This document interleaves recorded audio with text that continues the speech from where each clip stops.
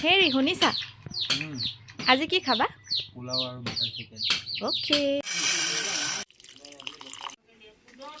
বলক তেতিয়াহ'লে আজি বাটাৰ চিকেন আৰু পোলাও ৰেচিপিটো ষ্টাৰ্ট কৰোঁ বতৰটো আজি ডাৱৰীয়া তাকে হাজবেণ্ডৰ ডিমাণ্ড লগতে সকলোৱে ৰাতিপুৱাতে ওলাই যোৱা হয় আৰু ৰাতিহে লগ পোৱা হয়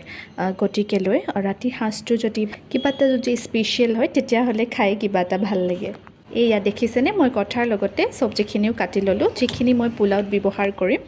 সকলোৱে বাৰু বনোৱাৰ পদ্ধতিবিলাক বেলেগ বেলেগ কিন্তু মইনো কেনেকৈ বনাওঁ তাকে আপোনালোকৰ লগত শ্বেয়াৰ কৰিছোঁ দেই অকণমান দি লৈ তাতে পিঁয়াজ আৰু কাটি থৈ দিয়া ভেজিটেবলবিলাক দি ল'ব ভিডিঅ'বিলাক বনোৱা হয়তো পাৰফেক্ট নহ'ব পাৰে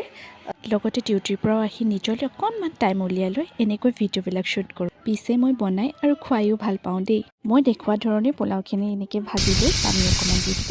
এয়া মোৰ পোলাওখিনি ৰেডি হৈ গ'ল বাটাৰ চিকেনৰ কাৰণে বিলাহী আৰু পিঁয়াজখিনি লগতে কাটি ল'লোঁ আৰু ঘিতে মই কাজু আৰু এইখিনি গোটেইখিনি ভাজি লৈ এটা পেষ্ট বনাম